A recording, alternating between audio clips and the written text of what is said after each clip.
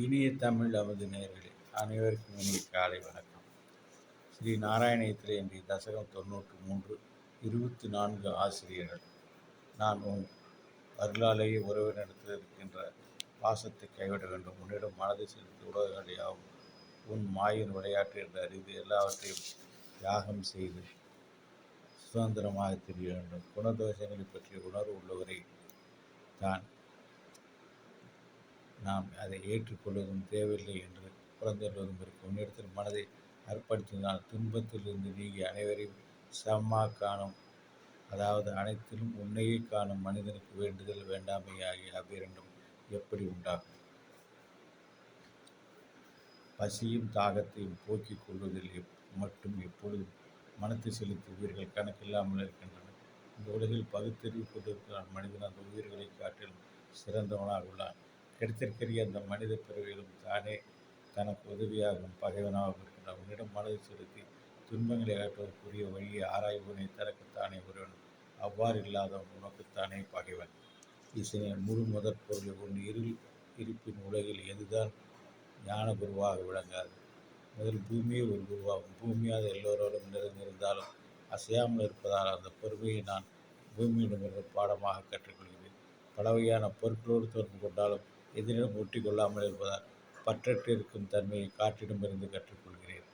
எங்கும் வியாபித்துள்ள ஆகாயம் எதிரிடம் பற்றுக்கொள்வதில்லை. அதேபோல் ஆத்மாவு எங்கும் நிறைந்தது, பற்றில்லாத என்பதை ஆகாயத்திலிருந்து நான் கற்றுக்கொள்கிறேன். உன் அருளால் நான் நீரைப் போல் தெளிந்தவனாகவும் தூய்மைப்படுத்துவனாகவும் இனியவனாகவும் இருக்க வேண்டும். தீமை போல் எல்லாவற்றையும் உண்பவனாயினும் குற்றம் ஒன்றையும் செய்யாமல் நிகழ வேண்டும். மரக்கட்டைகள் நீ மறந்திருப்பது போல எல்லா உடலிலும் ஆத்மாவாகத்தானே இருப்பதாக உணர வேண்டும். சந்திரனின் கலைகளைப் போல் வளர்ச்சியும் தெய்வம் உடலுக்கு மட்டுமே தவிர ஆன்மாவிற்கு இல்லை என்பதை உணர வேண்டும்.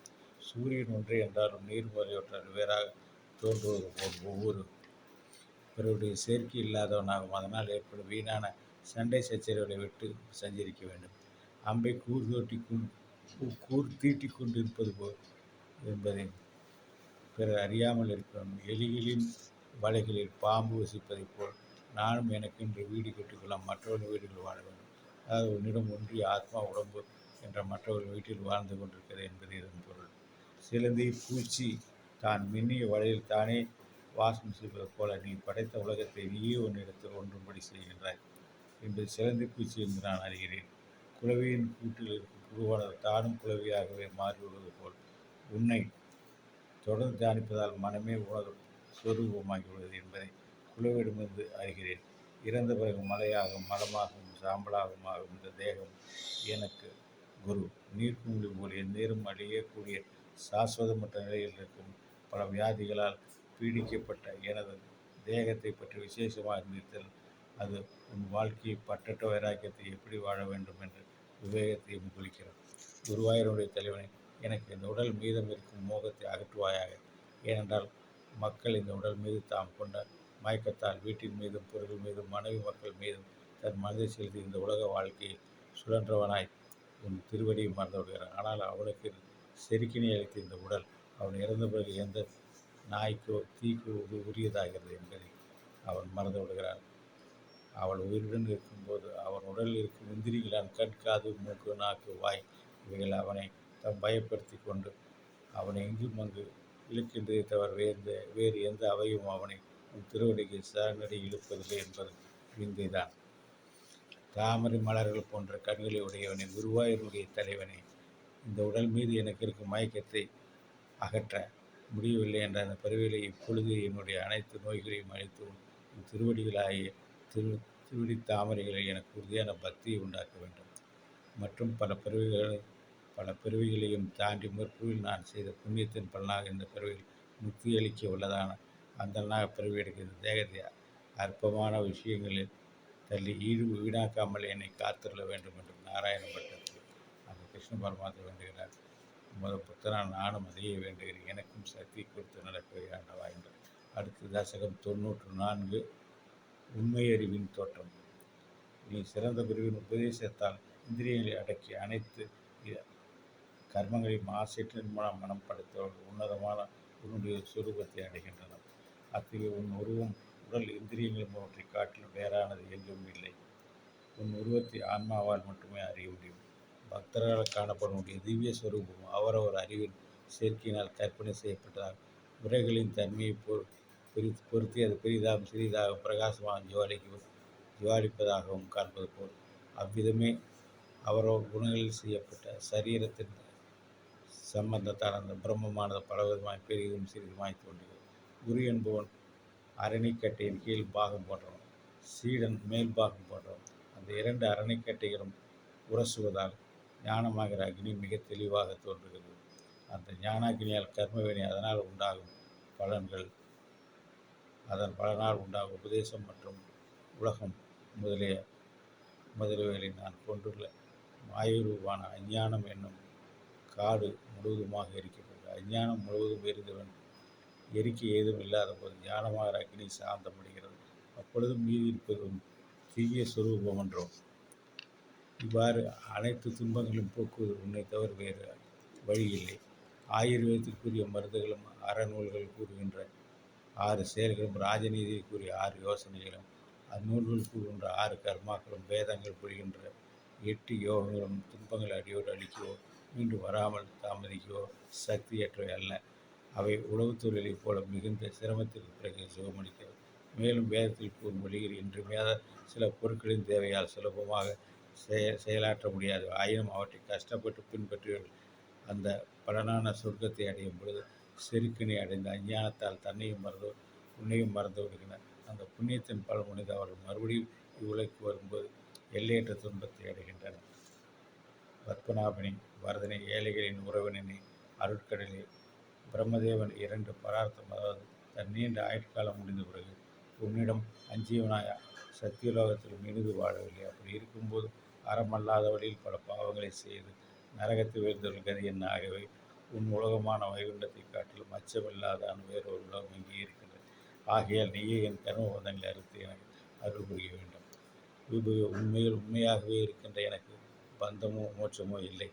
ஆனால் உன்னுடைய மாயால் பந்தமும் உன்னை அறிந்த ஞானத்தால் முக்தி மேற்கொள்வது என்பது கனவு நிலை, விழிப்பு நிலை ஒப்பானதாக உள்ளது. பந்த பாசங்களுக்கும் கட்டுப்பட்டவனுக்கும் அதிலிருந்து விடுபட்டவனுக்கும் உள்ள வேற்றுமை உறவுதான். ஒருவன் உடலாகிய மரத்திலிருந்து கொண்டு வர விஷயமாகிய பழங்களில் சுவையாகிய புண்ணிய பாவங்களை அனுபவிக்கிறான். மற்றவன் துக்கமற்றவனாகி அவற்றை அனுபவிப்பதில்லை. விஷ்ணுவை உயிருள்ள போதை விடுதலை அடைந்தவன், அதாவது ஜீவன் முக்தனின் நிலை இத்தகையது என்று சொல்வதால் மட்டும் என்ன பயன்? மன தூய்மை இல்லாதவனுக்கு அந்நிலை மிக தொலைவுகளில் அல்லது உள்ளது என்பதை அனைவரும் அறிந்தது. ஆனால் தூய்மையற்ற அந்த மனத்தையும் தூய்மையாக்கும்படி பக்தியை தவிர சுலபமான வேறு மார்க்கம் எதுவும் இல்லை. ஆகையால் உன்னிடம் எல்லாவற்றையும் அர்ப்பணம் செய்வதற்கு உறுதியான பக்தி எனக்கு அளிக்க வேண்டும்.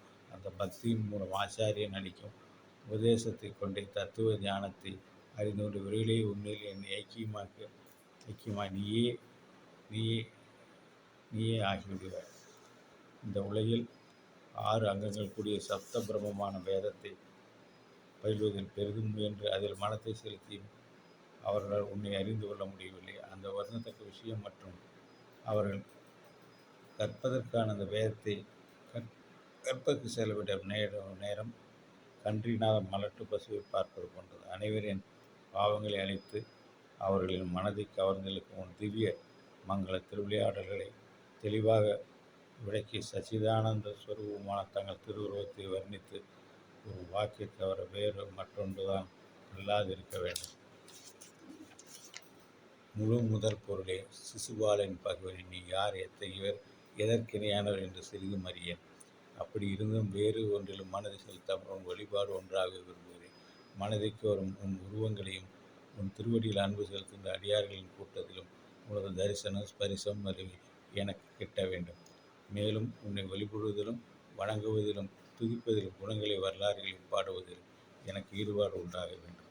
தேவனே, என்னால் அடையப்படும் பொருட்கள் அனைத்தையும் உன்னிடம் ஒப்படைத்து விடுவேன்.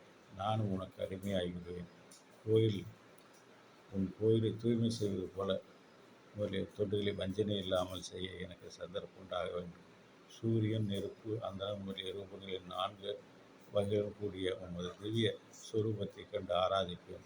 உந்தன் மேல் கொண்டுள்ள காதலான பக்தியால் உள்ளம் ஒழுக்கமுற்ற என்னில் பக்தியோகம் எப்பொழுதும் பெருகிபடி இருக்க வேண்டும். கிருஷ்ணனை பேரின்ப வடிவோடு உன்னோடு ஒன்றுதலாகிய மோட்சம், தானம், ஹோமம், விரதம், நியமம், தவம், சாங்கியம், யோகம் முதலியவற்றால் அடைவதற்கு அரியது. அதை மிகுந்த நற்செயலைக் கொண்டு கோபியர் உன் சேர்க்கையாலே அடைந்தார்களையா? வேறு பல பக்தர்கள் இருப்பினி அந்த கோபிகளின் பக்தியை பெரிதாக மதிக்கிறார். ஆகையால் குருவாயூர் தலைவனை எனக்கு உன்னிடம் ஏற்பட்டுள்ள பக்தியை உறுதியாக்க வேண்டும். நீயே என் பிணியினை அகற்ற வேண்டும் என்று நாராயண பட்டத்திரி இந்த நாராயணம் வேண்டுகிறார்.